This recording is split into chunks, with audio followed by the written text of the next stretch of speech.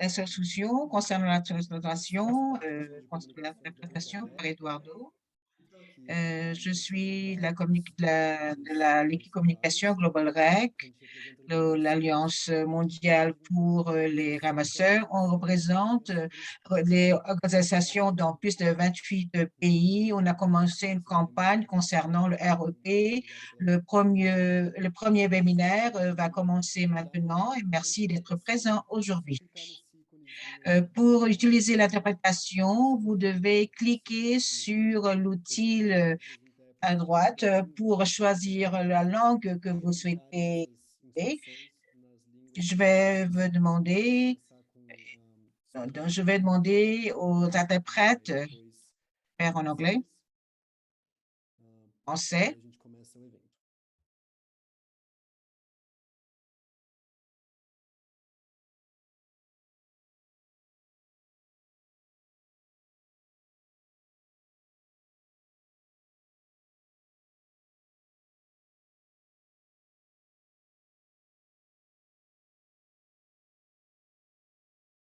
Acho que já estavam interpretando, né? Então, tudo certo com relação às interpretações. Vou passar a palavra, então, para a nossa moderadora, Jaque Flores, que é secretária Interprétation. Donc, on va inviter Jackie Flores maintenant. da Argentina.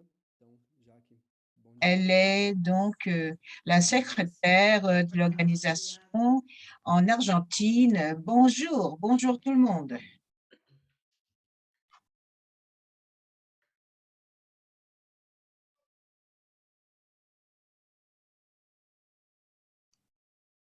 Jaque, podem começar as apresentações e aí vamos com... Donc, on peut commencer votre présentation et après, on peut continuer plus tard. Bonjour tout le monde. Aujourd'hui, c'est un jour spécial pour tous les ramasseurs qui sont ici dans la région, en Amérique latine. Donc, bonjour à tout le monde. Donc, c'est un webinaire et nous avons comme intention de commencer à parler sur un événement très important avec Global Rec.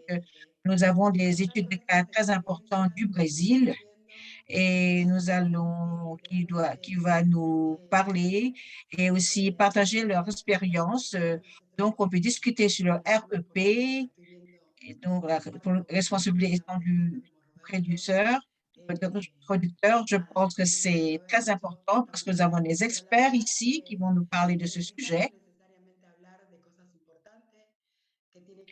Nous allons aussi parler des choses très importantes qui sont liées aux efforts qui ont été faits par beaucoup de gens dans le monde, par tant de ramasseurs de déchets.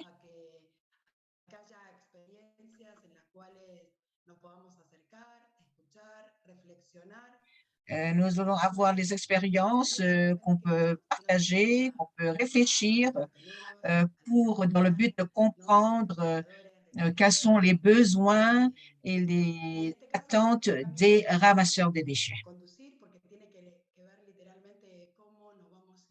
Maintenant, aujourd'hui, je vais être le modératrice parce qu'on va parler sur comment les comités de base de ramasseurs de déchets seront impliqués. Il y a beaucoup de gens en ligne et premièrement, nous allons écouter Jacques Lerokowski, excusez-moi de la prononciation.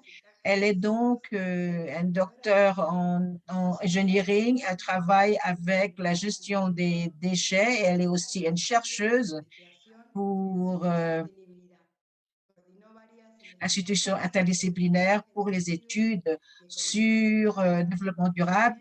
Elle a conduit beaucoup de recherches sur le ramasseur de déchets et aussi l'économie de la solidarité et a aussi beaucoup écrit sur un recyclage inclusif. Maintenant, elle va nous donner une présentation. Donc, je donne la parole à Jacqueline. Merci beaucoup, Jackie. Je vais essayer de partager avec vous ma présentation maintenant. Voilà. Est-ce que vous pouvez voir ma présentation? Est-ce que c'est clair? Et voilà, je pense que c'est clair, c'est déjà sur l'écran. Est-ce que vous pouvez le voir, ma présentation? OK, bonjour à tout le monde. C'est vraiment un plaisir pour moi d'être présente avec entre vous et je vois beaucoup de gens qui viennent de beaucoup de parties du monde et c'est beaucoup de membres qui sont ici présents. Ça me fait plaisir d'être avec vous, même virtuellement.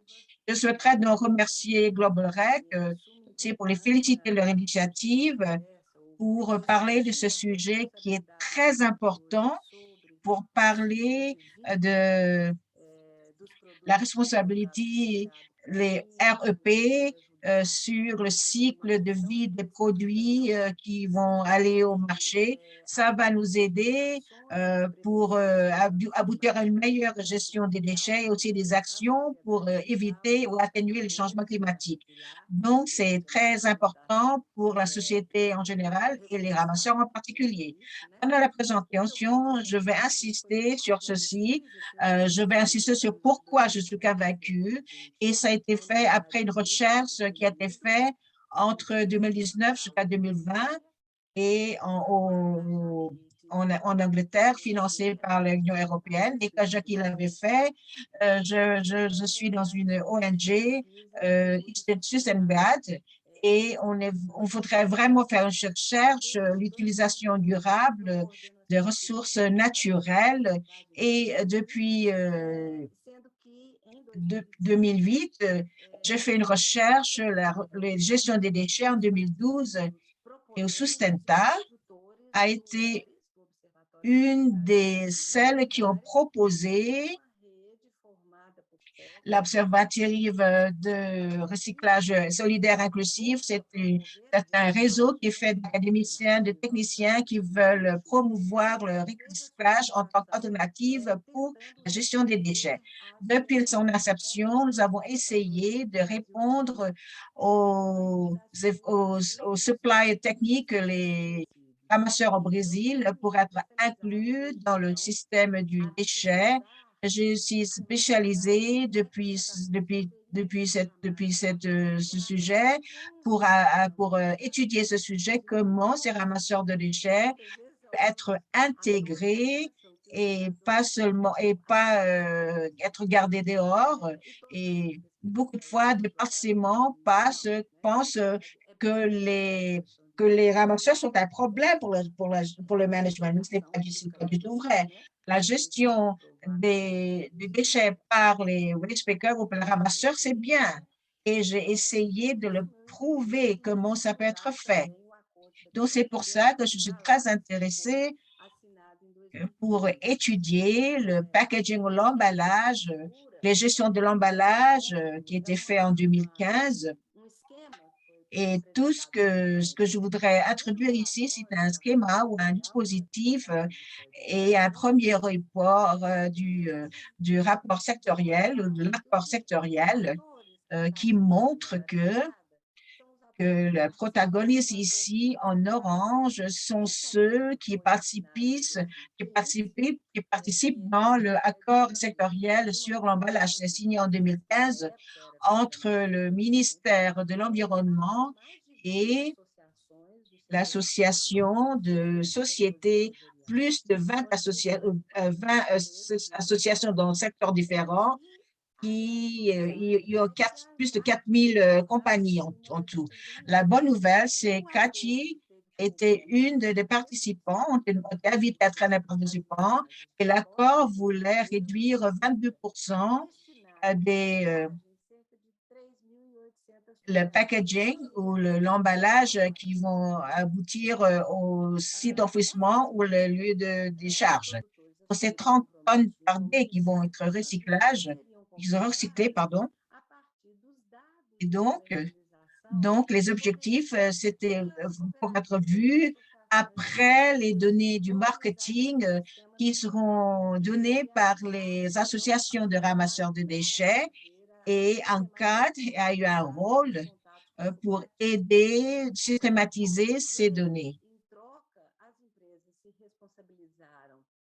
Et après, les sociétés seront responsables pour pour, faire passer les ressources aux coopératives et expandre la productivité et aussi la capacité des coopératives. Donc, avec tous ces investissements, on peut penser et voir avoir des objectifs progressifs et en dessous de cela, ces sociétés devaient créer des points de livraison volontaire. Ce sont les places où les citoyens peuvent, d'une manière bénévole, prendre tous les déchets recyclables. Donc, parce que pour les pays européens sont les premiers à discuter sur ce concept, l'Allemagne a une loi en 94, l'Union européenne a eu une guide en 98, et donc j'ai choisi de choisir l'expérience européenne en tant que benchmark pour ce qui se passe au Brésil. Donc, ce diagramme peut montrer le système en Europe où la gestion des déchets est faite par le public ou les pouvoirs publics locaux, et aussi au Brésil, aussi dans d'autres pays en Amérique latine. Néanmoins, en Europe, les préparations et les tri de ces matériaux pour être recyclés est fait par les compagnies, sociétés privées. Donc, il y a beaucoup de points de contrôle en relation avec tout ceci. Ils contrôlent qui va être prêt dans le marché en tant que l'emballage, qu'est-ce qui va être collecté par la municipalité pour être trié, et qu'est-ce qui sort des sociétés qui font le tri aussi pour être envoyé dans les industries. Au Brésil, on peut voir que la responsabilité d'envoyer l'emballage au lieu de décharge était posée sur les ramasseurs. Ici, je voudrais montrer la chaîne de production pour les recyclages qui viennent de plusieurs lieux.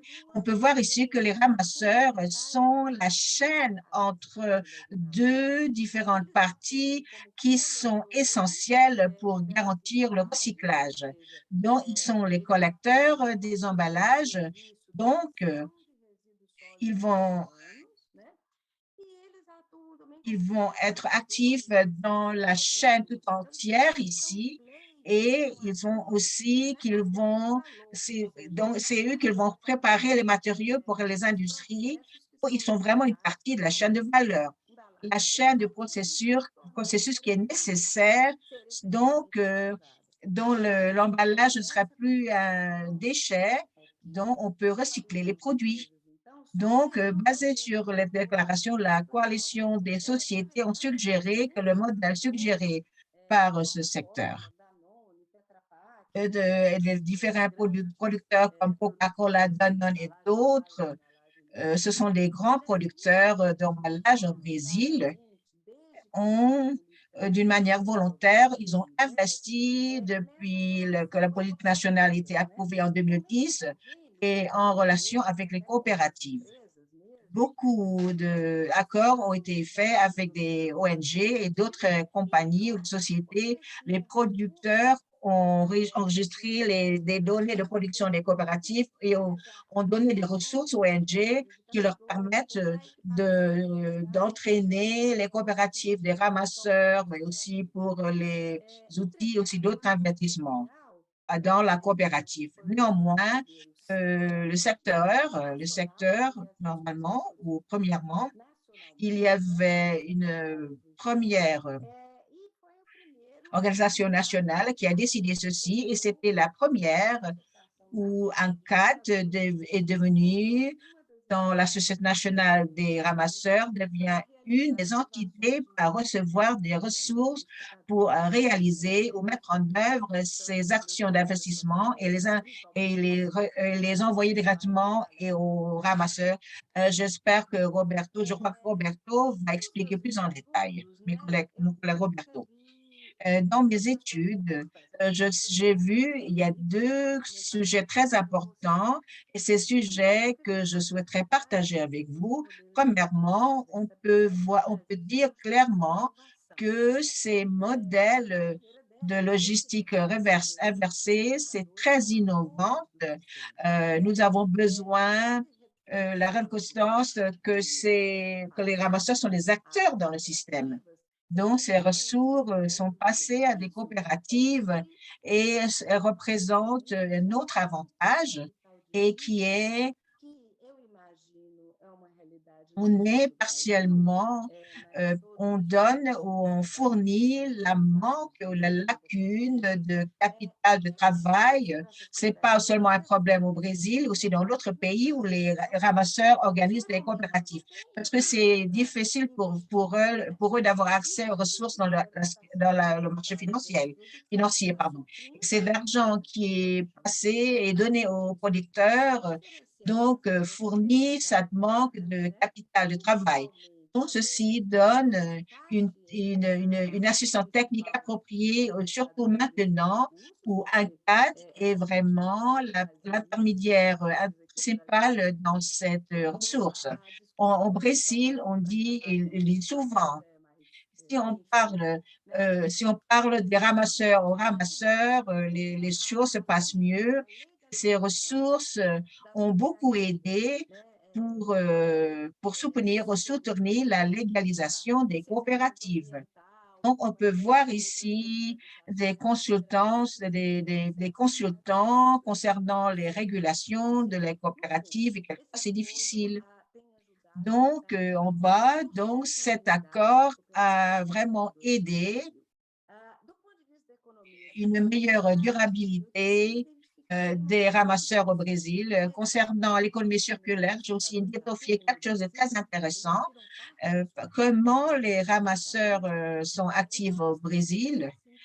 Une partie de leurs revenus vient du marché. Donc, pour eux, c'est très intéressant de collecter et le procédé le maximum de matériel. Et beaucoup de matériel sont envoyés au recyclage au Brésil, indépendamment du marché, de la valeur du marché. Ce que je vais voir ici est comment ces sociétés de triage sont privées, donc ils peuvent choisir les matériaux qui ont plus de valeur.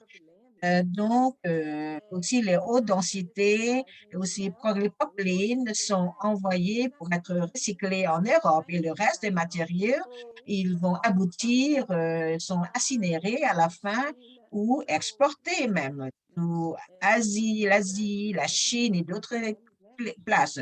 Au Brésil, ce n'est pas le cas.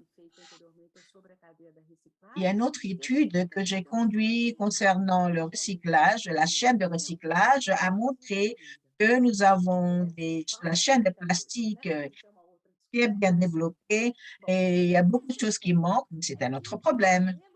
Troisième point, le modèle a été mis en œuvre indépendamment des pouvoirs publics locaux ici en Europe. Le logistique inversée, normalement, dépend des organisations des opérateurs. Et comme je l'avais dit auparavant, et aussi j'ai montré dans le diagramme, ça dépend de c'est l'activité qui a été faite par la municipalité au Brésil. Au Brésil, moins de 20% de municipalités ont sélectionné les collectifs activités qui sont faites. Si on attend des 100%, on n'aura jamais abouti à ce système. Le modèle qui est plus simple, c'est vraiment plus facile à copier, à étendre et on sait vraiment que tous ces gestions incrustées ici sont déjà aussi présentes dans beaucoup d'autres pays. Donc, c'est possible aussi pour commencer ramasser ces déchets ou ces emballages à recycler. Et donc, cet accord donne un registre au travail des ramasseurs. Donc, la base de ce registre, c'est vraiment la base de recyclage au Brésil, ou un yearbook, un annuaire qui a été publié par Yakatli. Et le plus important encore, que la manière où les ramasseurs travaillent garantit que la plupart de tous ceux qui entrent là ici sont des emballages. Ce sont des emballages et aussi ils comptent en tant que des accords domestiques. C'est difficile à aboutir. Et aussi, l'accord a promu un soutien mutuel. Et maintenant, l'industrie donne plus d'informations sur le recyclage, recyclabilité. On va prendre un cas traditionnel comme le Danone. Après un accord avec la coopérative, ils ont pu comprendre un des produits, le packaging de leurs produits n'avait pas un marché. Donc, aujourd'hui, Global Danone a travaillé pour changer cet emballage et aussi les ramasseurs ont appris beaucoup plus sur le recyclage. Donc, c'est avantageux aussi pour eux. Donc, bien sûr, il y a aussi d'autres cas et le premier étant que ces ressources qui sont passées des producteurs aux coopératives ne sont pas inclus dans le coût réel des services fournis par les ramasseurs. Peut-être ce serait intéressant pour nous d'avoir en Europe, comme en Europe, des valeurs fixes par tonne de matières recyclables qui sont passées aux ramasseurs en tenant compte de tous les coûts des ramasseurs pour faire leur travail, mais aussi en recevant une rémunération parce que c'est très commun dans les relations commerciales. Aussi, les ramasseurs doivent avoir liberté de choix pour les produits, dont les coopératives peuvent choisir ce que faire d'après ce qu'ils donnent. Et aujourd'hui, ces ressources sont liées au financement externe pour investissement et aussi l'achat des matériaux. Ce deuxième problème ici, il n'y a pas de manière pour étendre le système. On peut commencer le système sans la participation des pouvoirs publics locaux, mais on ne peut pas étendre 100% l'emballage dans le système sans inclure les pouvoirs locaux, publics, parce qu'ils sont responsables pour la gestion des projets. Donc, ça dépend vraiment des pouvoirs publics locaux. Donc, ici, on doit garantir que les citoyens peuvent gérer, de diviser leurs produits. Il y a beaucoup d'emballages qui sont pris et qui ne sont pas mis au marché. Dans la gestion inversée de logistique, les managers doivent parler de ceci. Qu'est-ce qu'on doit faire avec cet emballage? On connaît bien que l'idéal pour ceci, pour ces emballages, comme Danone, comme le cas de Danone, les sociétés doivent faire une substitution de ces packaging avec quelque chose qui sont plus propices à l'environnement. Donc aussi le coût des ramasseurs pour traiter ces emballages. Bien sûr, ce n'est pas été discuté dans l'accord. Donc, ça devient très clair pour moi que s'il y a des contrôles très stricts de la part du pouvoir public, comme en Europe, donc c'est difficile pour le système d'être étendu. Donc, on doit vraiment connaître la quantité des packaging qui sont mis au marché, qui doivent être pris séparément. Quelles sont donc ils ont été envoyés au recyclage de manière efficace. C'est la meilleure partie de nos logistiques inversées, reversées. Donc, qu'est-ce qu'on va savoir, qu'est-ce qui va être envoyé au recyclage? Bien sûr, on doit aussi contrôler les autres types de produits dont le gouvernement doit aussi voir qu'est-ce qu'il doit faire, en particulier les logistiques inversées et aussi les REP. Donc, c'est une politique environnementale. Donc, on a besoin de réfléchir que les résidus qui sont créés doivent aussi être augmenter. Donc, je vais donner une petite suggestion en terminant, une étude que j'ai publiée dans un article de Tritos, le journal de Tritos, un journal européen, où j'essaie d'ouvrir la discussion. Quel est donc le modèle intéressant vers la gestion des déchets qui sont durables concernant les REP? Qu'est-ce que je pense? Je pense qu'on doit avoir un système qui est financé par ce qui est payé par les consommateurs, parce que les consommateurs peuvent également être considérés en tant que dans la chaîne des pollueurs payants. Et aussi, l'industrie va aider à financer avec la taxe qu'ils vont payer une partie de la gestion des déchets et aussi une partie de travail des ramasseurs pour leur préparation des matériaux et pour le passer, faire passer aux recycleurs. Le gouvernement peut contrôler et faire des audits aussi, comme qui se passe en Allemagne. Et ce serait aussi intéressant pour les ramasseurs de renforcer la stratégie qui sont déjà existantes au Brésil pour créer des centres de marketing qui ressemblent d'associations de coopératives pour faire un marketing des différents matériaux ensemble. Donc, ils vont avoir plus de pouvoir et avoir plus de poids dans la chaîne de valeur. Ceux-ci sont quelques aperçus que je souhaiterais suggérer après ma recherche, que je souhaiterais partager avec vous. Donc, j'espère que j'ai bien collaboré à ce que vous pensez. Je suis prête pour les questions et pour le débat que nous aurions après.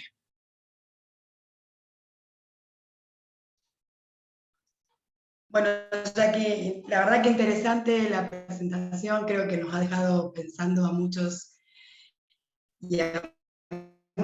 Jackie, votre présentation était vraiment intéressante.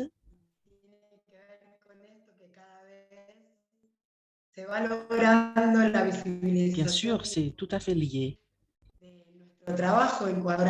au fait que nous donnons plus de valeur, de plus en plus de valeur à la visibilité de notre travail. Je vais vous présenter un collègue, Roberto Liano, qui est récupérateur, qui dans le passé collectait des matériaux recyclables dans les années 80 à São Paulo. Maintenant, il travaille avec une coopérative de recyclage unie pour l'environnement. Il est aussi directeur de ANCA. Il est le fondateur et le dirigeant de un mouvement social national de récupérateurs avec l'objectif d'organiser les récupérateurs du Brésil et de lutter pour la reconnaissance des récupérateurs en tant qu'acteurs essentiels dans le recyclage et dans la gestion des déchets. C'est un plaisir de vous avoir ici. Donc, allez-y quand vous serez prêts. Bom dia, boa tarde, né? Olá a todos e a todas. Bonjour. Cumprimentar aí a Aliança Global de Catadores, queria cumprimentar aí todos os companheiros, J'aimerais dire bonjour à l'Alliance et félicitations à tous les récupérateurs qui sont ici, à tous nos sponsors qui croient dans notre lutte pour les récupérateurs, pour les matériaux recyclables. Et on parle donc des handicaps pour tout le monde. Visto como deveria ser na sua forma. Beaucoup ne sont pas reconnus et leur travail qu'ils font, la structure qu'ils ont. Je suis Roberto, comme il a été dit. Je suis récupérateur de recyclables et aujourd'hui, il y a une tâche spécifique avec ANCAT, c'est l'Association nationale des récupérateurs, qui est le soutien technique pour le mouvement national. Je fais partie des fondateurs du mouvement de catadores et nous luttons pour la dignité, pour que les gens reconnaissent notre travail. Alors, est-ce qu'on peut voir le diapo suivant, s'il vous plaît? Eu gostaria um pouco de falar um pouco de tudo, né? De recapitular aí um pouco. J'aimerais parler de tout. J'aimerais faire un résumé de tout le travail que nous avons fait qui nous amène à où nous sommes aujourd'hui. En 99, nous avons fait notre première réunion de récupérateurs. À l'époque, on les appelait des récupérateurs de papier. Ensuite, il y avait le Congrès national des récupérateurs, c'était très grand. Il y avait la représentation de tout le Brésil, des récupérateurs, et on a débattu le rôle, l'histoire de notre travail en tant que récupérateur. En 2010, il y avait un grand incendie au Brésil. De 2000 à 2010, il y avait beaucoup de sites d'enfouissement qui étaient laissés ouverts. On avait un grand débat et c'était un travail très important que nous avons fait pour les décharges d'enfouissement. A nossa categoria Pour era que les personnes respectent notre catégorie de récupérateurs, de recyclables. Tivemos aí grande avanço, né? Que foi a luta contra a Et en incineração. 2015, il y avait un grand mouvement, une lutte contre l'incinération que nous continuons pour la mise en place d'un programme national. Foi programa nacional dos catadores e catadoras de formação, treinamento. Il y avait ce programme de recyclage populaire sans formation, sans organisation, partout au Brésil. On a commencé à faire les liens nécessaires au niveau national avec des associations, donc des récupérateurs de différents modes, jusqu'à ce qu'on ait Dos catadores, que até hoje, inclusive, une structure plus forte, plus organique d'un mouvement national des récupérateurs. Et jusqu'ici, ce mouvement a un programme pour former, pour donner des qualifications. En 2020-2021, le FARC avait reconnu l'essentiel de ce travail. Donc, dans cette période de 2020-2021, notre lutte concernant la reconnaissance par les gens que nos travailleurs sont très capables, qui ont de l'expertise. Donc, notre insertion en tant qu'acteurs principaux. Et pendant cette période de pandémie, l'industrie du recyclage avait une petite quantité de recyclables.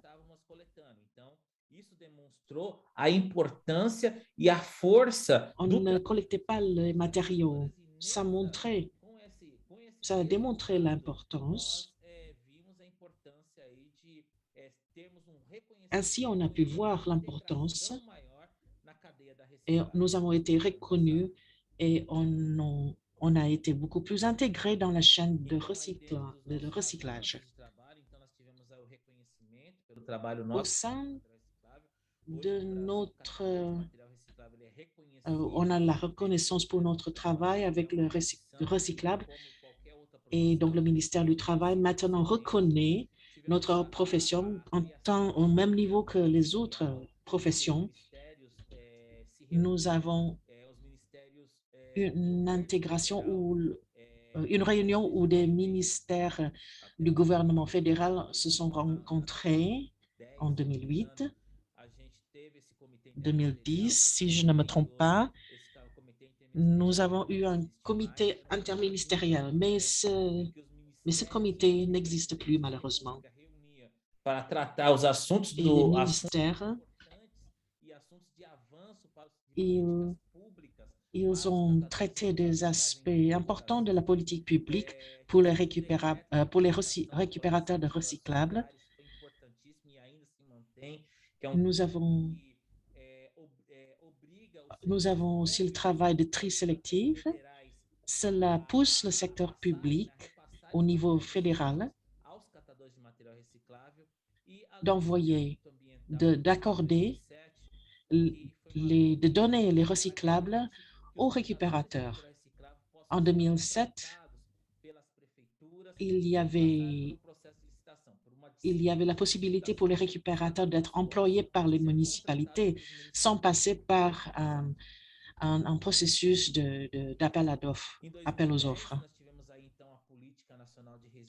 En 2010, nous avons la politique nationale sur les résidus solides. C'était très important. C'est très important. Ça fait partie des quelques politiques qui parlent des récupérateurs en tant qu'acteurs principaux dans la gestion des déchets solides. Dans cette politique nationale, nous avons également la responsabilité partagée na verdade, a gente discute com a sociedade. Quelque chose qui est important à discuter avec la société, avec le gouvernement et avec tout le monde qui est responsable pour les liens dans la chaîne du recyclage. Il y a eu un décret de restructuration pour les récupérateurs. Nous considérons des coopératives comme des fournisseurs de services, des prestataires. Ils créent 700 jusqu'à 1000 en tant qu'acteurs principaux pour le traitement des déchets, la gestion des déchets. Dans tous ces processus, on était très concentré sur notre rôle en tant que récupérateur. Nous avons eu le privilège pour la première fois, et c'était une occasion historique, pour qu'on nous appelle pour gérer la collecte des déchets lors de la Coupe mondiale au Brésil en 2014. Et c'était la première fois où officiellement, on a fait appel à nous et on a négocié de manière officielle avec les initiatives publiques pour récupérer les emballages. On a eu ce travail-là en 2014 et dans toutes les villes qui accueillaient la Coupe mondiale du monde.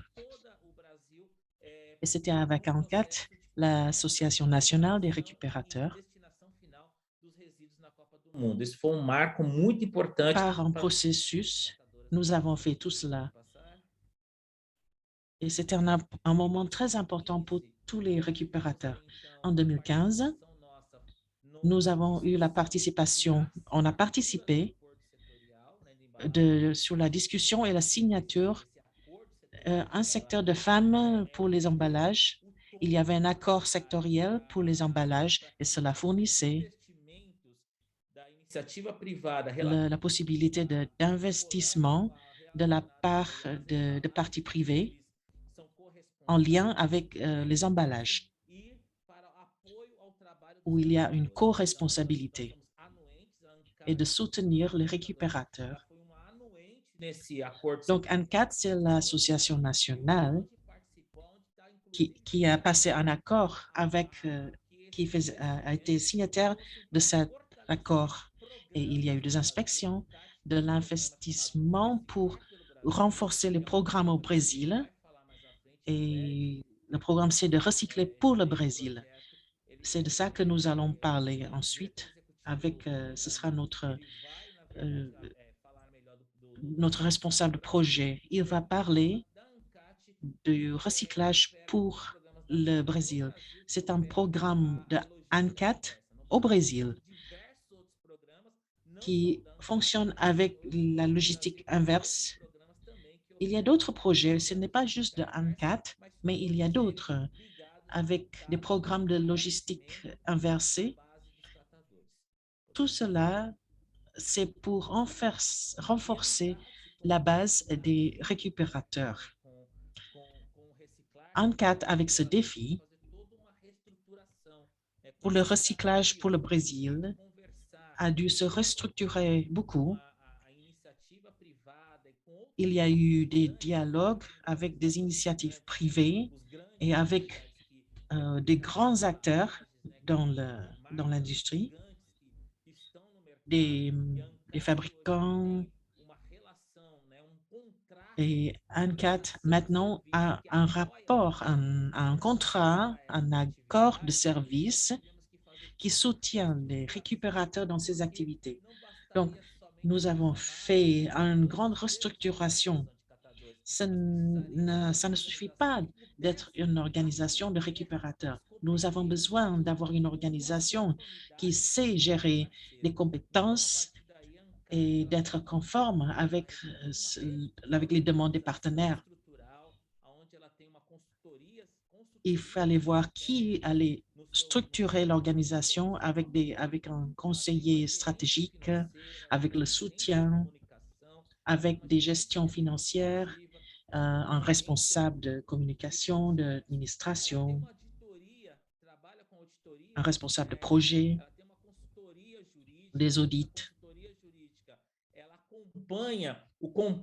Il y a un conseiller juridique, un service juridique. Ils ont des analystes juridiques pour lire des contrats, pour vérifier que les contrats sont bien en accord avec ce qui est exécuté. Nous avons aussi une section pour des projets qui gère plusieurs projets avec Recycler pour le Brésil, qui est lié directement à la logistique inverse. Au sein de Recycler pour Brésil, nous avons le suivi technologique, nous avons des outils pour le suivi, pour tous les emballages qui passent entre les mains des récupérateurs. Recycla Eco, et nous avons un processus d'investissement. Il y a eu beaucoup d'investissements. Nous avons un secteur exécutif avec un lien direct entre toutes les industries et qui va présenter le côté plus technique de recycler pour le Brésil. Nous avons des activités, nous avons des programmes télé, des talk shows. Comme nous sommes des récupérateurs, notre organisation est gérée par des récupérateurs. Dans tout le Brésil, nous avons mobilisé les récupérateurs. C'est le seul programme de logistique inverse où les récupérateurs travaillent sur des tâches sur le terrain pour le soutien technique et pour le soutien structurel pour les récupérateurs. Donc, c'est quelque chose où, même avec tout ce soutien technique, ANCAT aura toujours, maintiendra toujours son essence, son corps, son cœur, qu'un récupérateur, c'est un professionnel. Alors, toutes les organisations, ils ont des termes techniques, et puis nous avons des récupérateurs qui sont capables de leur parler, de les aider dans leur organisation.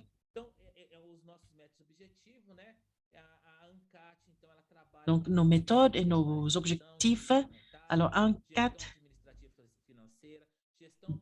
voudra avoir une gestion financière, un responsable de ressources humaines, de relations extérieures, infrastructures, de la professionnalisation pour que les récupérateurs soient de plus en plus professionnels, qu'ils puissent être autogérés, qu'ils peuvent étendre leur façon de travailler pour pouvoir donner des services comme la logistique inverse, qui soient capables de fournir cette prestation, qu'ils puissent se renforcer, qu'ils puissent aider à renforcer l'infrastructure.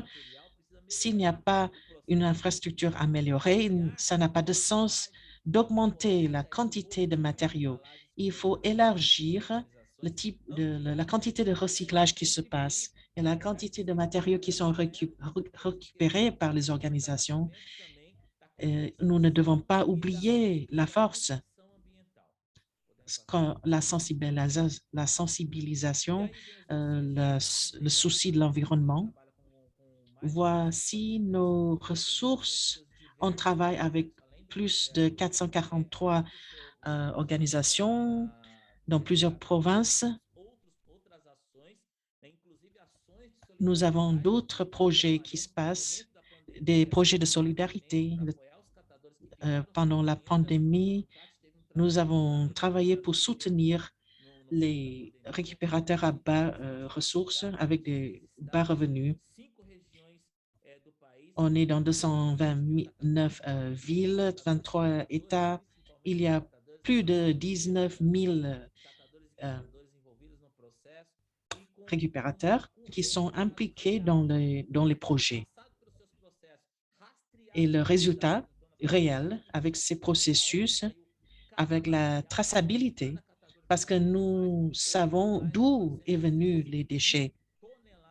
Traités par qui? Avec plus de 465 000 tonnes de matériaux récupérés entre 2015 à 2020. Et voilà. Je reste ici, en cadre de l'Association des récupérateurs. Nous sommes à votre disposition. Nous avons le soutien de l'Alliance mondiale des récupérateurs pour renforcer notre catégorie de récupérateurs. Merci.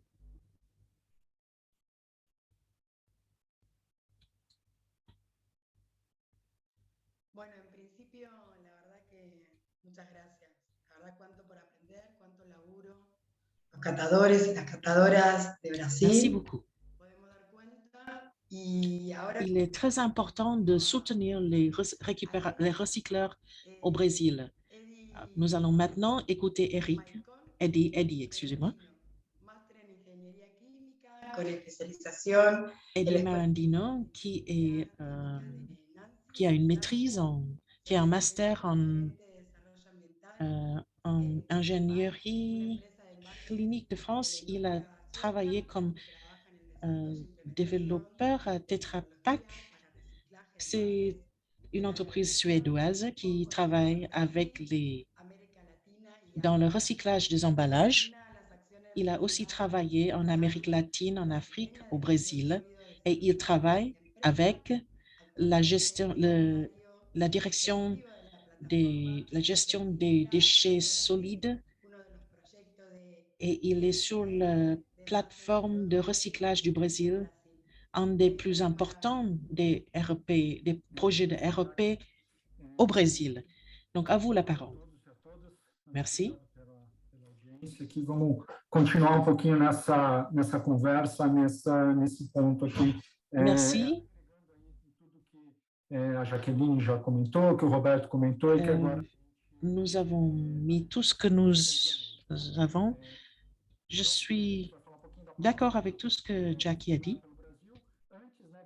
Nous allons parler du recyclage, la plateforme de recyclage pour le Brésil, dans le contexte des politiques du Brésil. Je crois que la plus grande responsabilité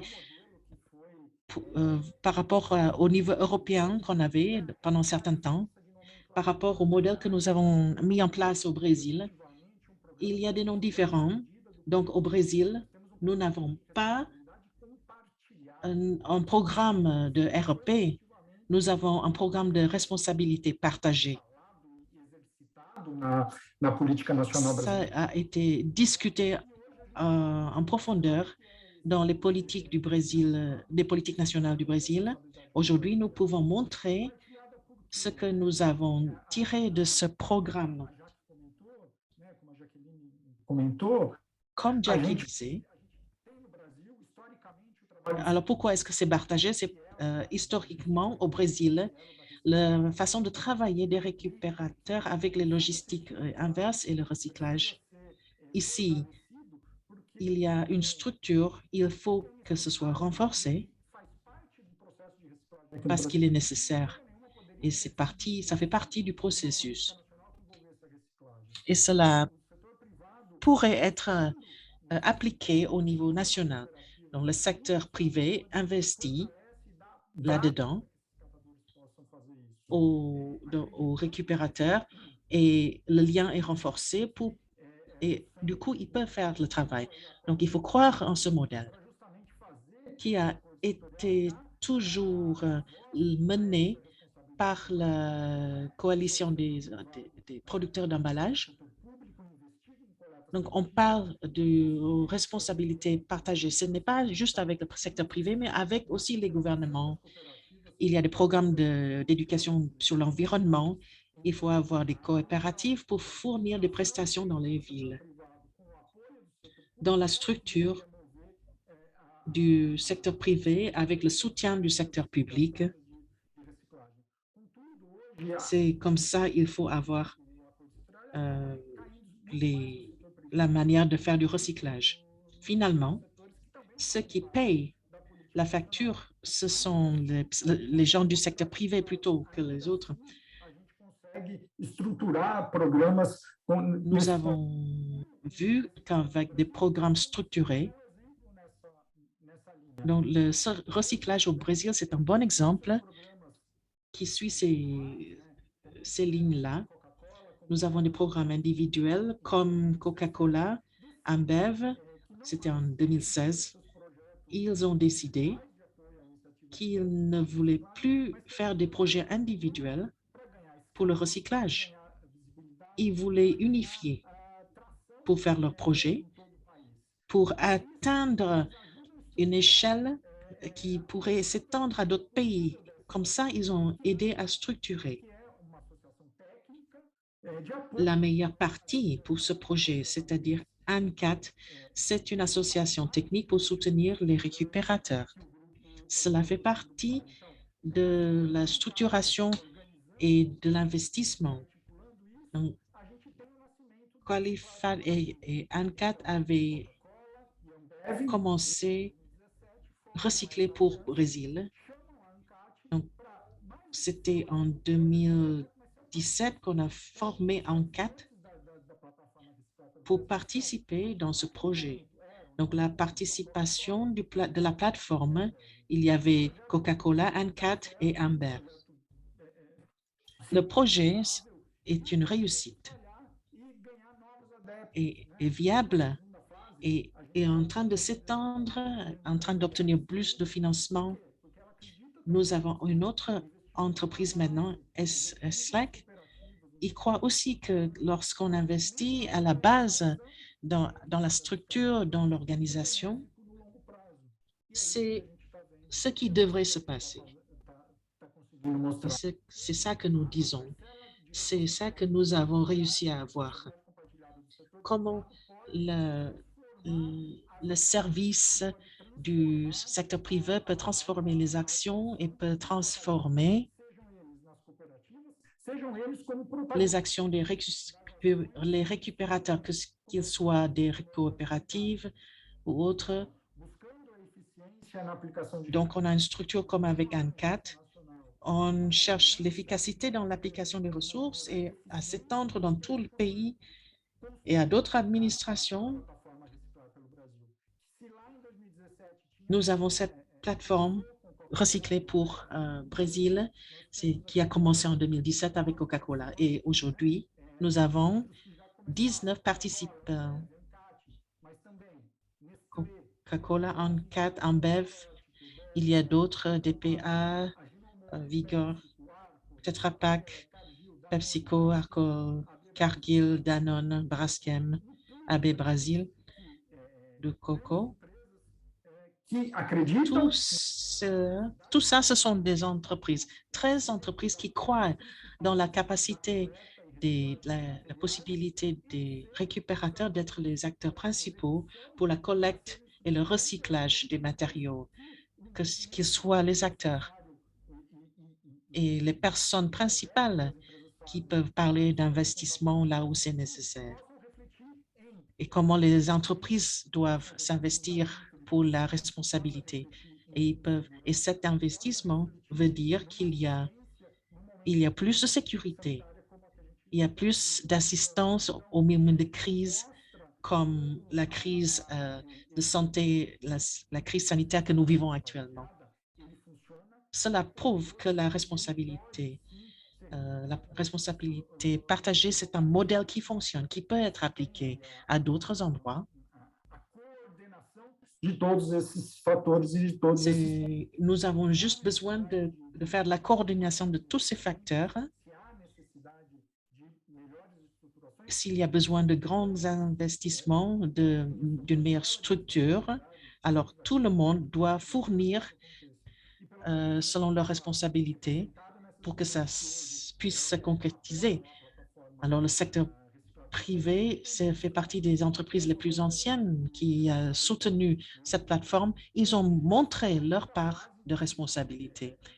Aujourd'hui, nous sommes à l'étape numéro 5. En ce qui concerne les actions, on est dans 23 États et nous allons toucher tous les 27 États du Brésil, tous les 27. Voilà pour l'instant la carte où le projet est en place. On n'est pas encore dans tout le pays, mais on essaie pour que ça se fasse. C'est plus cher, c'est plus difficile, mais nous allons dans les villes capitales. Et l'année dernière, on a eu 132 villes du pays qui soutiennent plusieurs coopératives, 400 et plus. Ça veut dire plus de plusieurs milliers de coopératives qui sont soutenues au sein de l'organisation. Donc ici, on voit que l'action en commun de la restructuration et la responsabilité pour le financement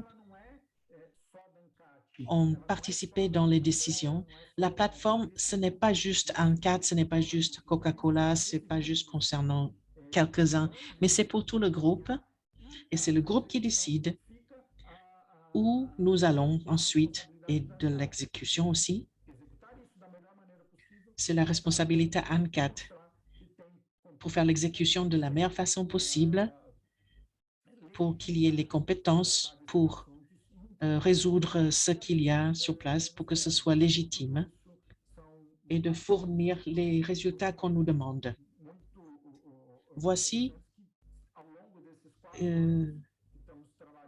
ce sont des principes cool et intéressants depuis ces 4 années.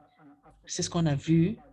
Le travail de ANCAD en commun avec le travail des coopératives invite la diagnostic de toutes les coopératives qui vont faire partie de ce programme. Ici, nous évaluons tout ce qui est juridique, la régularisation, les gestions, les opérations, les administrations, la gestion des ressources humaines. Tout ça est analysé pour projeter un plan pour montrer l'évolution de la coopérative sur ces 7 axes, pour montrer l'augmentation des revenus de tous les matériaux collectés par les coopératives. Voici un reflet de toutes les phases. Nous essayons pour améliorer la coopérative dans tous les 7 ou plusieurs des 7 axes pour permettre de réellement renforcer tous les secteurs, tous les acteurs, pour que chaque fois qu'ils aient une voix plus forte, plus puissante, plus de puissance pour négocier des contrats auprès des municipalités. Nous avons pas mal de coopératives qui font partie de la plateforme qui ont cette condition, comme disait Jackie, comme Jacqueline disait, afin de vraiment d'avoir un meilleur revenu pour le prestataire. Cela s'est passé et ça se passe toujours. Le soutien existe, l'investissement existe de la part du programme, des programmes de structuration sous l'accord du sectoriel, sous la responsabilité partagée que nous avons mis en place ici au Brésil. Donc, pour vous permettre d'avoir une image de la chose, l'année dernière, Roberto avait dit cela. D'habitude, les plateformes, les investissements sont très concentrés sur l'infrastructure. Donc, la reformulation partagée, par exemple, ou des salles de bain, des toilettes peut-être, investissement pour les véhicules de collecte et des équipements.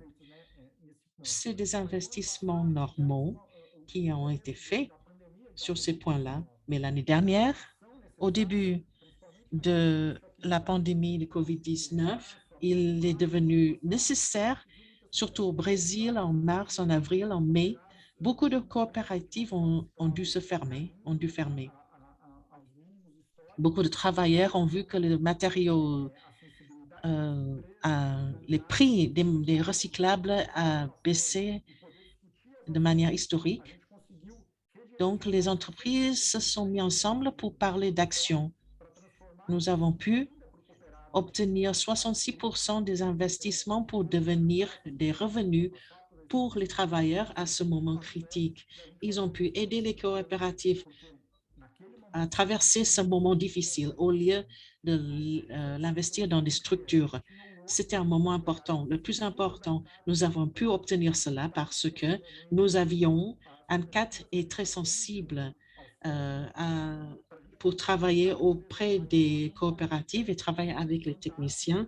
Et pour ANCAT, pour pouvoir faire marcher cela, il y a une équipe formidable de techniciens qui sont à côté, qui tiennent la main des coopératives pour les aider. Et il y a un groupe d'entreprises qui comprennent et qui apprécient ces actions, qui décident comment fonctionne la plateforme pour pouvoir vraiment aider ces personnes à ce moment particulier. Nous avons fait cela cette année-là et les coopératives ont pu continuer à fonctionner, à exister. Et aujourd'hui, ces investissements, ça les aide à aider d'étendre le volume de leurs revenus et d'aider leur structure. Cela montre comment l'intégration de ANCAT avec les récupérateurs et le secteur privé a eu une très forte synergie. Et quand c'est organisé, ça fonctionne très bien. Ça maintient toutes les facettes, toutes les idées, l'idéologie et l'essence de ce que le mouvement des récupérateurs est déjà. Mais comme il faut répondre aux demandes juridiques, que ce soit en conformité, alors sur la plateforme, c'est unique parce que d'autres projets existent, il est vrai, mais ces projets ne sont pas dirigés. Ils n'ont pas les récupérateurs sur le conseil décisionnaire dans ces projets. C'est pour cela la plateforme a cette valeur ajoutée pour tous ceux qui participent, pour tous ceux qui peuvent avoir accès. Donc, la valeur est énorme. Cela a été construit par les récupérateurs et les entreprises qui croient et qui sont des sponsors qui participent à cette plateforme pour nous d'atteindre ces résultats et ces actions. Et on doit agir et faire face à toutes les demandes, que ce soit des véhicules, des équipements, des uniformes ou d'espaces physiques, la restructuration de ça. Comme ça, on peut livrer des résultats ici. 397 tonnes, 1000 tonnes, ce sont des ventes qui représentent plus de 200 millions de reais dans ces dernières années. À chaque étape, voilà l'année dernière, regardez ce que nous avons réussi. Malgré la pandémie et les problèmes, nous avons dépassé 100 1000 tonnes de recyclables. Nous avons dépassé tout cela. Nous attendons toutes ces tonnes en 2021 et plus le volume est grand, plus que nous pouvons ajouter en termes d'investissement. Plus il y a de personnes que nous pourrons inclure sur la plateforme et plus il y a de récupérateurs que nous pourrons soutenir. D'une certaine façon, nous avons réussi à avoir un impact sur les gens. Cela montre que, véritablement, nous suivons les revenus et les vies des récupérateurs dans tout ce qu'ils doivent subir. Dans l'année dernière, ça a descendu un petit peu au début de l'année, mais nous avons pu nous reprendre et les résultats ont été vraiment bien. Donc, je crois qu'on va avoir des questions maintenant. Mais le message principal, c'est que ce secteur, on parle de conformité, mais au sein de responsabilités partagées de plusieurs acteurs dans le secteur, ils ont chacun leur part de responsabilité. Ils n'essaient pas de s'échapper, mais on le fait en réfléchissant au long terme, tenant compte de tout le travail historique des récupérateurs. Donc, ce n'est pas une histoire qui est oubliée. En tant qu'opérateur privé qui fait fonctionner des programmes de RP, comme en Europe, nous voulons faire ça avec les récupérateurs, mais avec un aspect beaucoup plus long terme et l'intégrer de manière collective pour nous permettre de montrer tous les changements que nous avons mis en place. Voilà, c'est là où je termine ma présentation et c'est le moment maintenant de prendre des questions concernant les 3 présentations. Merci beaucoup. Bueno, la verdad que espero que de verdad lo estén disfrutando, entretenido, real. La tecnología está haciendo que me lleguen las preguntas traducidas y la verdad que aprovechando a ordenar, queríamos también, digamos, mencionar que este webinario tiene que ver con algunos más que vamos a poder Je realizar. voudrais mentionner que ce webinaire sera lié à d'autres choses, événements dans le futur, parce que j'ai reçu beaucoup de questions. On doit parler de ce qu'on aura besoin, ce qu'ils ont vraiment besoin, ces ramasseurs. Et je pense que ce sont les choses à réfléchir. Donc, maintenant, on va parler de la présence de l'Argentine, des États-Unis. Je crois que c'est très important de parler de ceci. Je souhaiterais vraiment vous inviter à venir. Il y a beaucoup de choses à réfléchir pour aboutir à quelque chose de spécifique. Donc, ce qu'a dit Roberto, on doit avancer et vraiment respecter le travail des ramasseurs et des recycleurs qu'on a promu depuis longtemps. On a promu ce système de recyclage partout dans le monde depuis des années. Donc, j'ai dit qu'il y a beaucoup de questions et c'est quelque chose de très positif. Ça veut dire que les gens réfléchissent vraiment. Premièrement, c'est une question adressée à Jackie qui dit « Cher Jackie, le modèle du Brésil ne prend pas en compte les sujets des emballages qui ne sont pas bien pour le recyclage, alors qu'en Europe, les emballages ne sont pas plus durs à recycler pour des prix qui sont plus élevés. Donc, ça emmène à des systèmes de marché qui améliorent la performance de ces emballages. Comment le Brésil peut avancer avec ce genre de stimulus pour la performance de l'environnement concernant le packaging ou l'emballage? Também pelo chat, caso você Merci beaucoup pour votre question. J'ai aussi dit aussi que la question, j'ai aussi mis la question sur le chat parce que c'est une longue question. Merci beaucoup pour la question. Donc, c'est vraiment un sujet très important que vous avez présenté ici, un problème très important. Je l'ai mentionné très brièvement dans ma présentation. Dans le cas des emballages aujourd'hui qui n'ont pas de marché, je pense que REP doit aider à résoudre ce problème, n'est-ce pas? Premièrement, peut-être de donner la responsabilité aux producteurs pour qu'ils doivent payer à tous ces déchets. Ce que j'ai aussi dit dans ma présentation, il y a un coût, pas seulement pour les ramasseurs. Les ramasseurs, bien sûr, ils font un tri, ils font collecte des déchets, mais ces matériaux ne sont pas comptés en tant que revenus parce qu'ils peuvent pas être vendus, mais c'est aussi le coût de les envoyer au lieu d'enfouissement. Donc, c'est un coût d'environnement assez élevé.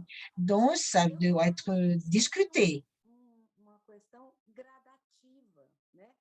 Mais je suis convaincue, c'est une question qui montre qui sont là dans beaucoup de volets. En Europe, par exemple, depuis 30 ans, de REP a été établi en Europe. Il y a toujours des problèmes qui sont présents dans les politiques qui ne garantissent pas totalement. Et aussi, il y a des préjugés environnementaux, donc c'est vraiment une discussion mondiale qu'on doit faire. Je dis souvent que c'est quelquefois une lutte avec une petite lutte, une petite bataille, dont on doit discuter comment on doit préserver l'environnement parce que le déchet, c'est un très grand problème là-bas. Bien sûr, les corporations, producteurs veulent réduire les coûts de production. On le voit partout, pas seulement concernant l'emballage. Donc, dans le cas du Brésil, je pense qu'on doit discuter de ceci, mais malheureusement, aujourd'hui, notre ministère de l'Environnement n'aime pas trop de parler sur l'environnement. On a besoin d'avancer, mais je crois que c'est quelque chose qui doit être dans la discussion concernant le REP. Je crois que nous avons besoin de ne pas trop penser à des politiques comme étant antagonistes. Donc, on commence un processus qui, selon moi, est plutôt positif que négatif. Mais beaucoup d'autres problèmes qui existent là-bas qu'on doit aussi voir et résoudre. Si vous permettez, Jacqueline, dans les politiques nationales, on va aussi contempler l'accord sectoriel. Aussi, ont des problèmes qui sont liés aux emballages et aussi pour la chaîne de recyclage des emballages. Et je crois que c'est un processus de construction et qui doit aussi être construit. Par exemple, dans l'accord sectoriel, on a vraiment une manière assez préjugiste pour voir le recouvrement. Et donc, maintenant, on ne pousse pas trop sur ceci et on ne pense pas sur important. On a encore beaucoup de choses à apprendre. Le secteur doit encore se développer. On a besoin des politiques publiques parce qu'on n'a pas encore assez de soutien. On a parlé tout à l'heure de grosses sociétés de 19, mais ces matériaux appartiennent à ces compagnies. Donc, il y a beaucoup de gens qui ont besoin de commencer à participer, à aider que ceci va vraiment réellement se passer. Donc, c'est vraiment une responsabilité partagée, comme vous l'avez dit. La responsabilité est là et les gens doivent assumer cette responsabilité. Vraiment le demander de tout le monde. Nous avons besoin d'une meilleure exécution de ce mécanisme pour arriver là. Nous avons faire face à des dilemmes dans le futur. Le dilemme entre avoir des emballages qui veulent aller à certains points comparé au niveau de recyclage dans le marché du recyclage. Donc, c'est vraiment un dilemme concernant l'emballage. Ce qui est bien, c'est que beaucoup de sociétés donnent attention à ceci. On a beaucoup de plateformes et aussi quelques initiatives qu'on peut citer pour faire sortir les emballages qui sont construits par d'autres matériaux. Il y a des initiatives qu'on voudrait amener dans la plateforme pour vraiment, pour marcher dans ce chemin. C'est vraiment important dans le futur.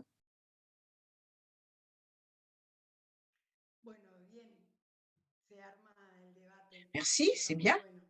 Acá voy a leer dos preguntas para Roberto. La primera es de Copac Cuatis, puede ser, espero haberlo dicho bien. Pregunta para Roberto, dice, ¿cómo conseguir el apoyo del gobierno municipal, dada la falta de apoyo del municipio y de las empresas locales? Y la próxima es, desde ANCAT, dado que muchos recicladores brasileños son informales, no aparecen en las estadísticas, ¿cómo trabajar ANCAT en el tema de les ramasseurs de Brésil ne sont pas dans les statistiques. Comment un cadre parle-t-il? Et ça dépend vraiment aux ramasseurs et comment ils s'associent. Y a-t-il une association pour ceci? Très bien. Merci pour la question. J'ai aussi mis dans le chat, merci. OK, maintenant, on va répondre à la première question. Qui a demandé la première question? Je n'ai pas vraiment noté qui a posé la première question. Coachi de Rio de Janeiro. OK, Coachi, merci. Merci beaucoup. Donc, maintenant, on va répondre à la question. Premièrement, nous avons besoin de mobiliser et aussi de chercher des politiques publiques dans la municipalité où il y a beaucoup d'actions à Rio de Janeiro lui-même qui vient des actions des ramasseurs qui se passent à Rio de Janeiro qui doivent être renforcées, aussi parler dans les municipalités pour garantir les politiques publiques parce que il y a des politiques nationales sur les déchets qui garantissent la participation, la gestion des déchets et les ramasseurs de déchets. Et je suis convaincue que ceci va aller dans deux processus, la mobilisation et aussi notre mobilisation en tant que ramasseur de déchets avec un mouvement où on peut participer, les mouvements des ramasseurs et d'autres types de mouvements qui peuvent exister dans l'État, qui peuvent mobiliser pour faire face à tout besoin. Et l'autre action, c'est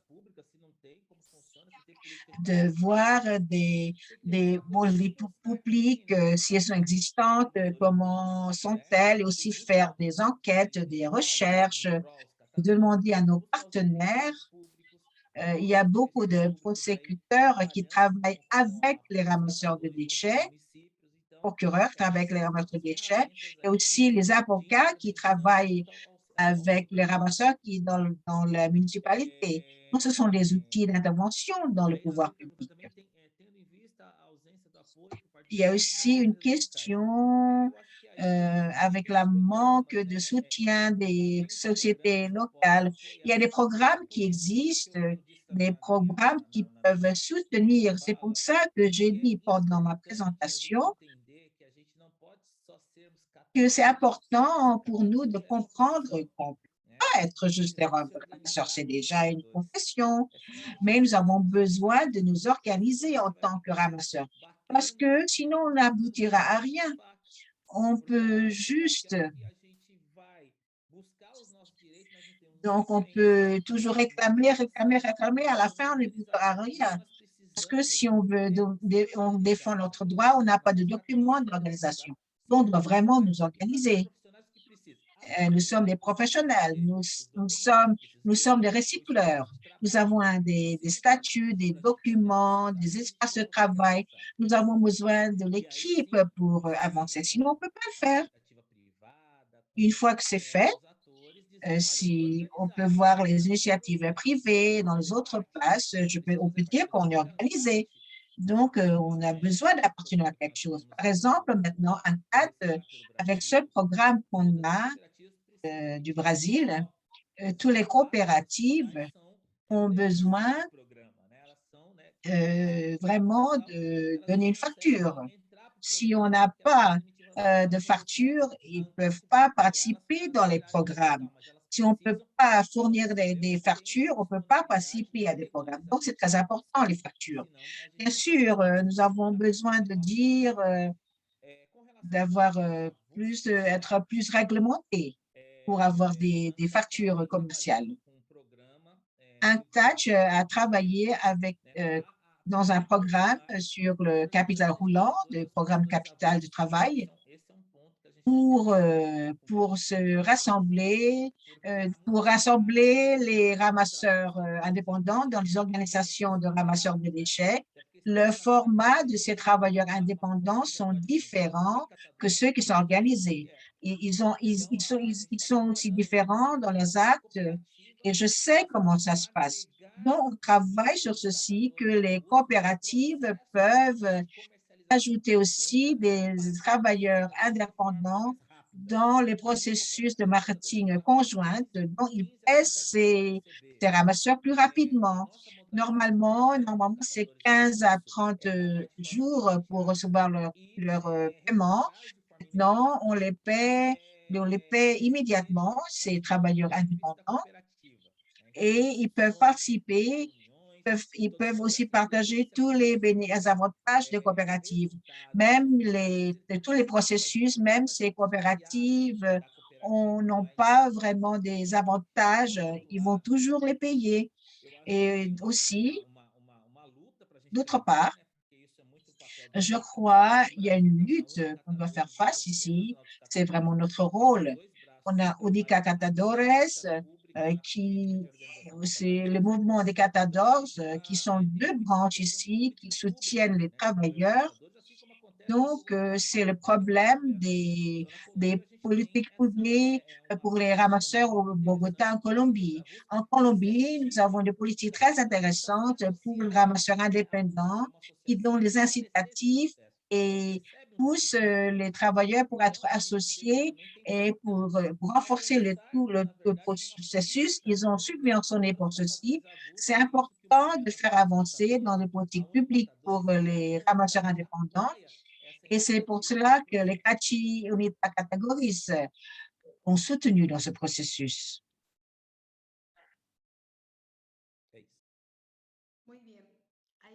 OK, c'est tout. Donc, très bien. Hannah a une question pour tout le monde. Elle a dit que généralement, la chaîne de recyclage aboutit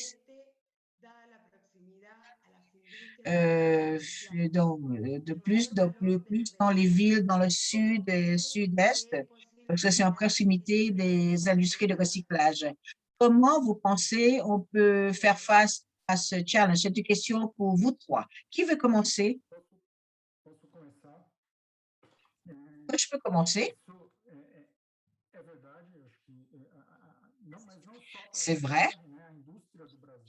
Pas seulement pour le recyclage, et le recyclage du Brésil, c'est plus concentré dans le sud, au fait, et dans le sud-est, au fait. Et non, ça montre notre pays, le développement du nord-est, le nord. C'est pas seulement important pour le recyclage, mais aussi pour le pays, pour être plus égal concernant ce point-là. Sur la plateforme a montré que le Brésil vient de cette politique et on voudrait avoir une coalition nationale. On a commencé dans le sud, le sud-est, les 17 États et maintenant on a commencé, pour commencer cette année, on va aboutir à tous les États au Brésil. Donc, on va aussi aboutir à ces endroits isolés. Il y aura plus de challenges, les prix des matériaux sont moins cher. C'est pour cela que le soutien des initiatives comme les plateformes c'est très important parce que si on améliore la structure des coopératives ou peut-être les rendre plus organisées dans les chaînes de vente et aussi éliminer les intermédiaires qui sont là, qui réduisent la valeur qu'ils reçoivent. Il y a aussi, ce sont des manières dans lesquelles on peut améliorer la situation. Je pense pour voir et aussi pour développer aussi dans les endroits isolés comme le nord ou le centre, l'ouest, centre-est. Maintenant, je vais compléter votre réponse ici. C'est vrai, c'est vraiment une réalité au Brésil. Une des études qu'on a faites avec l'Institut Sutenada, et c'est vraiment relié à ceci, on a vu vraiment l'inégalité. C'est vraiment une concentration dans les mesures de recyclage dans les endroits développés. Donc, je pense que les deux sujets sont très importants pour changer cette réalité. La première étant que nous avons besoin de discuter ensemble concernant les politiques incitatives pour le recyclage au Brésil. Et ceci, c'est un problème qui existe dans l'environnement ou l'industrie. Donc, je pense qu'on perd ici parce que tous les pays parlent de l'économie circulaire et aussi l'importance des déchets devenant une ressource. Nous exportons les ressources naturelles et nous devons essayer de l'utilisation de nos déchets au lieu de brûler nos forêts et aussi de créer détruire l'Amazone. On a besoin de parler de recyclage comme une politique. C'est pour ça qu'il y a une série de politiques du gouvernement qui sont structurées. Ce n'est pas seulement concernant les taxes. Au Brésil, une fois que vous avez réduit les taxes sur le recyclage, c'est juste une petite partie de la discussion. Donc, bien sûr, comme vous parlez de l'injustice inversée, si ça aboutit aux 27 États au Brésil, ça va commencer à augmenter le fournissement de recyclage aux 27 États au Brésil. Donc, nous sommes le plus grand fournisseur dans l'industrie de recyclage. On va mobiliser pour organiser les 27 États au Brésil. Donc, on va commencer à avoir une chaîne de production qui est plus structurée. Et bien sûr, ceci peut nous permettre d'avoir une complexe industrielle de recyclage. C'est une question très importante qu'on a vraiment besoin au niveau du pays.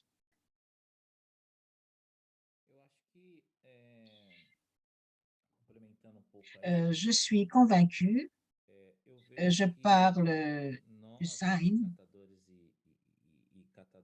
et je vois que nous, en tant que ramasseurs, nous sommes actuellement en un conflit. Nous sommes allés dans un moment, et ce moment-là, dans ce processus de ramasser les emballages parce que le plus des emballages est institutionnalisé. Donc, l'importance de ceci, donc ça devient un marché. Et en devenant un marché, beaucoup de gens vont comparer, même d'une manière inégale pour les recycleurs. Donc, je pense que nous avons besoin nos ramasseurs dans ce processus de l'économie. Et aussi, on parle aussi des termes qui amènent un processus qui est pour connecté au business de l'emballage. comment nous, ramasseurs, on doit donner plus d'attention et c'est un problème du monde entier. Et aussi, on parle aussi, de plus, on parle du plastique, on parle des compagnies multinationales et toutes ces responsabilités et leur engagement et concernant comment ils peuvent ramasser leur emballage, je pense que c'est vraiment un très grand business. Si nous, en tant que ramasseurs, si nous ne sommes pas organisés, si nous ne sommes pas préparés, on n'a pas des politiques publiques qui peuvent, qui vont donner une faveur aux recycleurs, peut-être on sera des otages dans ce processus qui est présent. Donc, c'est vraiment une question. Je pense que nous avons besoin, c'est de payer, à donner de l'attention, pas seulement, et je pense que c'est pas seulement important, réclamation, si c'est important, et si c'est aussi pour lutter pour nos droits. Et nous, en tant que ramasseurs, nous avons besoin de renforcer notre organisation aussi de l'organisation du business sur les matériaux de recyclage parce que si nous ne sommes pas bien organisés, on sera laissé en arrière et les autres vont assumer ceci. Donc ça, c'est vraiment, il y a une équipe technique ici et donc un groupe de travail dans ce programme, même au Brésil, parce que si on ne fait pas ceci, donc CAT ne peut pas opérer comme il a été mentionné auparavant. Donc, euh, donc ils n'ont pas de performance technique dans les affaires parce qu'il y a aussi des attentes du marché.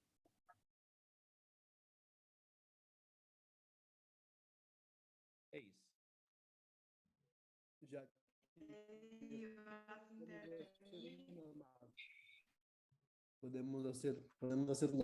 pense que quelqu'un veut parler. Je pense qu'on peut encore avoir une question. Il y a des questions. Peut-être qu'on peut continuer avec la question. Oui, oui. Y a-t-il des questions dans le chat?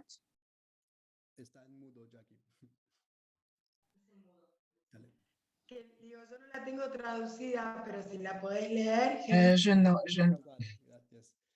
Donc, ce n'est pas traduit, si vous pouvez le lire. Donc, on veut demander comment l'industrie est présente concernant l'incinération. Et donc, premièrement, donc l'incinération des matériaux recyclables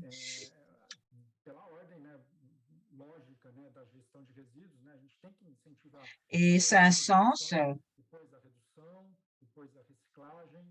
Donc, il y a une réduction aussi du recyclage et aussi d'autres, on doit aussi bien gérer ces matériaux. Donc, pour utiliser,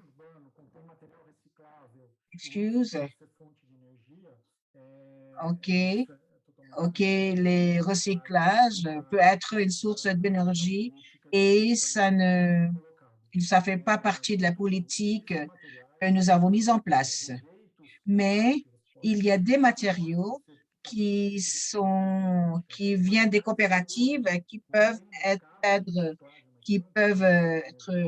recouverts ici, dont ces matériaux ont des potentiels et ceci peuvent être faits par d'une étude, d'une autre initiative, mais maintenant, ce n'est pas d'envoyer des matériaux qui ont de valeur, qui peuvent être utilisés pour les ramasseurs, pour leur survie.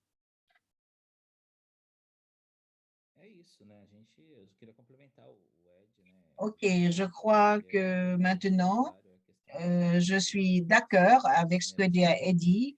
Je suis contre le processus d'incinération et comme a été mentionné par Jackie dans sa présentation, l'amélioration ce sont pour des potentiels. Donc, ceci, c'est un point très important, c'est un signal, un signe qui doit être observé, qu'on a besoin des emballages qui peuvent être recyclés. Parce que maintenant, on ramasse beaucoup de matériel euh, qui ne sont pas recyclés parce qu'ils ne peuvent pas être recyclés, justement. Donc, notre rôle en tant que organisation de ramasseurs, c'est vraiment d'encourager un dialogue avec les industries de manufacture pour voir les produits qui peuvent être recyclés. Donc, on ne peut pas, on n'a pas potentiellement d'aller pour être incinéré. Donc, on doit vraiment, pour développer des technologies de recyclage des emballages, aussi aussi pour les matériaux primaires, c'est aussi important pour le cycle économique. Donc, c'est l'idée de la plupart des sociétés. Donc, pour travailler sur ceci, et aussi pour développer les coopératives, donc c'est vraiment important parce qu'il n'y a pas de processus qui ne va pas passer par les ramasseurs. Donc, pour PSACI, qui ne peut pas être considéré pour le développement des coopératives des ramasseurs. Et ceci doit être placé avec beaucoup d'autres alternatives. Qu'est-ce qu'on peut encore faire pour ceci? Je pense que c'est la manière de procéder. Pegando esses recursos que estão disponíveis no programa Brasil Sem Lixões, para continuar fortalecendo a organização dos catadores, certamente a gente teria resultado em termos de economia circular, de mudanças climáticas, muito mais positivo do que o que está sendo proposto hoje, que claramente... Quelque chose de plus positif que ce qui a été proposé, qui clairement et pour la mise en œuvre d'un centre mécanisé, ce n'est pas la meilleure solution pour les zones urbaines, vu les possibilités que ça a. Les pays qui sont plus développés dans le monde, comme en Europe, vous avez vu le diagramme que je vous ai montré du modèle européen jusqu'à 2018, les entreprises on pouvait fournir des emballages, les entreprises pouvaient fournir des emballages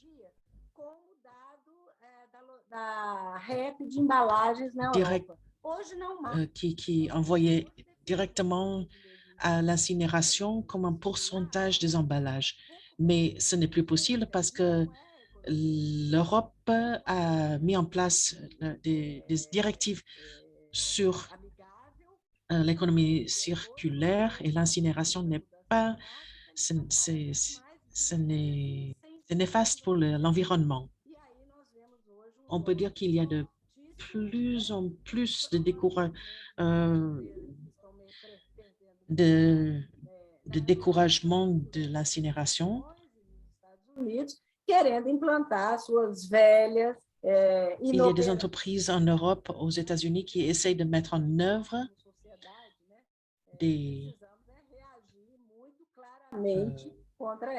nous, en tant que société, il faut qu'on agisse contre ces politiques d'environnement qui essayent d'être mis en œuvre ici. En ce qui concerne la possibilité de ce qui n'a pas été fait, la première étape, c'est la sélection. Il y a beaucoup de matériaux qui partent vers les décharges qui pourraient facilement être utilisés. Du métal, papier et beaucoup d'autres. Et ça n'y va pas parce qu'il y a un manque d'investissement. Parfois, ce n'est pas juste les municipalités, mais ça vient aussi de l'État, du gouvernement fédéral. Les municipalités ne peuvent pas tout gérer. très bien, de bonne manière. Donc, ça fait partie de la possibilité la plus sûre qui n'est pas encore en fonctionnement et que ce n'est pas collecté au même point, que tout le travail a été payé. Je suis complètement d'accord avec cela. Nous devons encourager la collecte, le tri, la communication. Il y a beaucoup de bons matériaux qu'on peut trier, qu'on peut réinsérer dans le marché. Beaucoup de récupérateurs de trabalho que poderiam ser criados de uma maneira decente. Il y a beaucoup d'emplois qui pourraient être créés de manière différente. Je suis d'accord avec ça. En principio, Internet nos estaría así como jugando una mala pasada, pero bueno, la realidad es que es bastante interesante que C'est très intéressant, c'est vrai,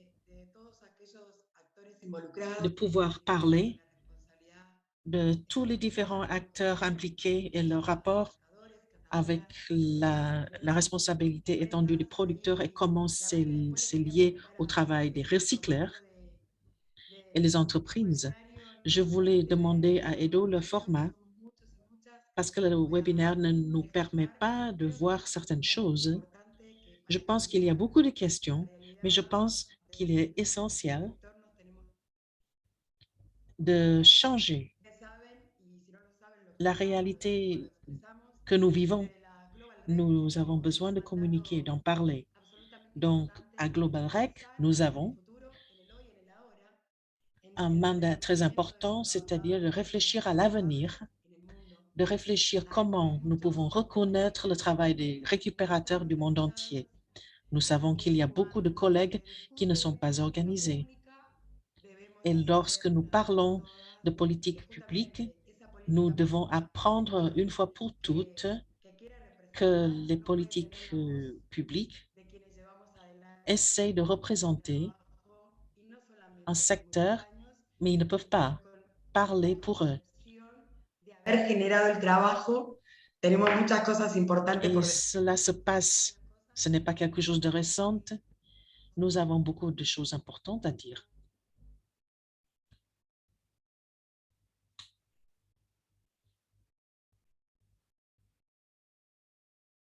Acho que a Jaque travou aqui para mim, não sei se para vocês também ela está travada. Je pense que Jackie était bloqué temporairement. Vou mutar ela então e vou só agradecer, depois ela volta a hora que ela tiver com a internet melhor. Je vais mettre en muet Jackie, donc si ça va mieux, comme elle disait, a gente teve mais de 60 perguntas aqui na caixinha de perguntas e no chat também. Então, queria agradecer muito a todo mundo que participou desse primeiro webinar. J'aimerais remercier tout le monde qui avait participé à ce premier webinaire. C'est le premier de 4, d'une série de 4 que nous allons à voir. En ce qui concernant la RP, nous allons parler du cas de l'Inde, du cas de l'Argentine, des États-Unis et d'autres, beaucoup d'autres.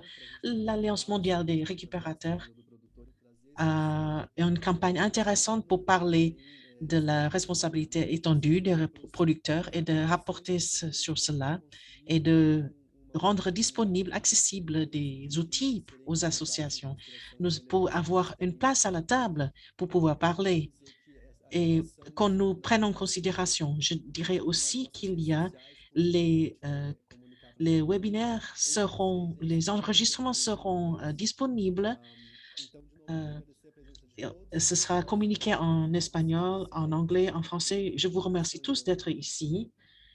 Il y aura un autre webinaire avant fin de septembre. On va vous inviter. La communication se passe de manière très riche. Ça permet à tout le monde de parler. Leurs récupérateurs peuvent venir avec leurs expériences. Donc, je peux vous remercier. toutes les questions qui n'ont pas été discutées tout de suite, parce qu'il y avait beaucoup de questions. Je vais essayer d'en parler avec les intervenants pour qu'ils répondent à la plupart. Il y a certaines questions qui sont peut-être des répétitions. Il y a plusieurs réponses sur nos réseaux sociaux, avec audio aussi. Donc, tout le monde aura vos réponses. Merci à vous. Je rends la parole à Jackie qui va faire la session de clôture. Je pense qu'elle est revenue. Jackie?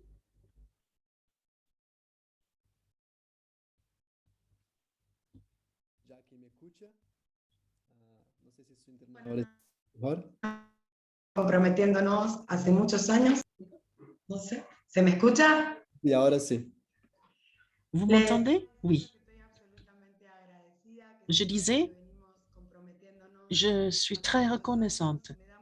Il est clair que nous sommes engagés depuis des années. C'est un grand plaisir d'utiliser cette énergie, de faire le lien avec tous nos collègues au niveau de base sur le terrain. C'est lié à ce message, c'est-à-dire se soucier de notre espace en commun. Cela demande la reconnaissance de travailleurs individuels.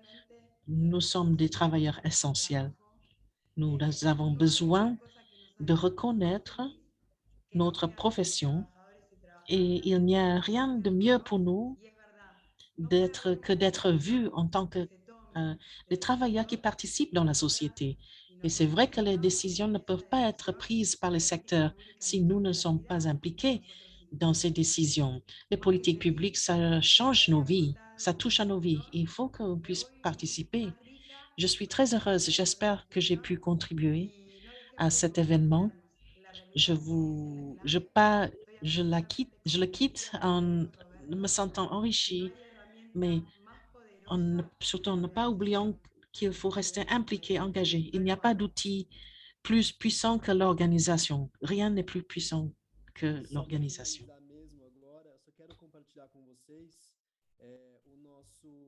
Pour finir, j'aimerais partager avec vous, nous lançons un nouveau site juste pour l'ARP.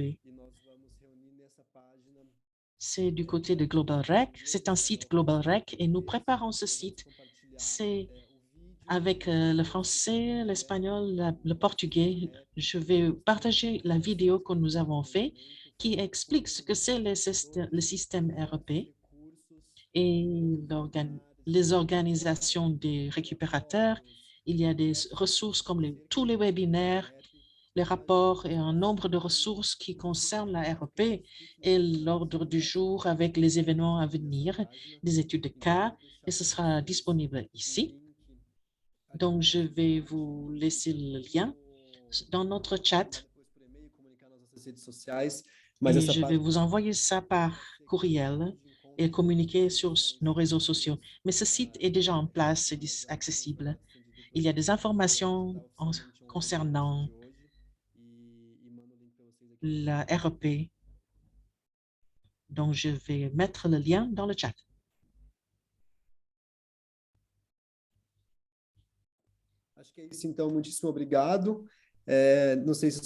Donc, il me semble que c'est tout. Merci à tous. Je ne sais pas si les intervenants veulent dire au revoir ou vous donner leurs détails pour les contacter. Mais voilà. Merci à tous.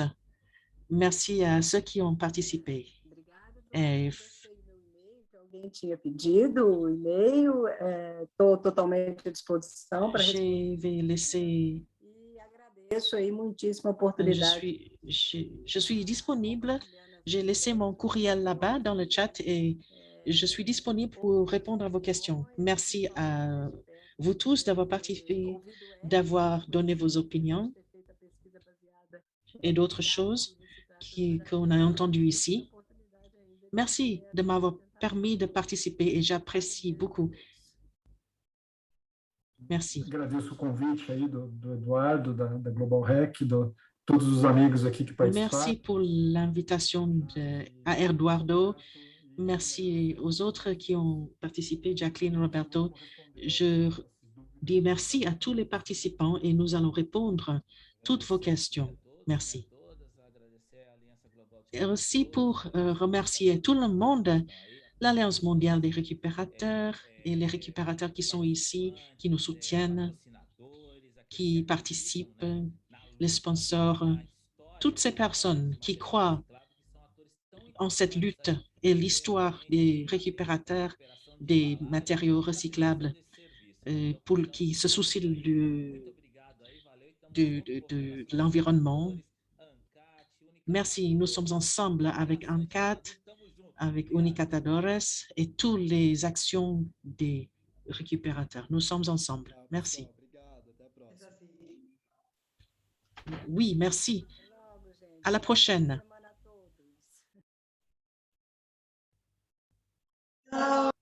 Alors, passez un bon week-end tout le monde. Au revoir.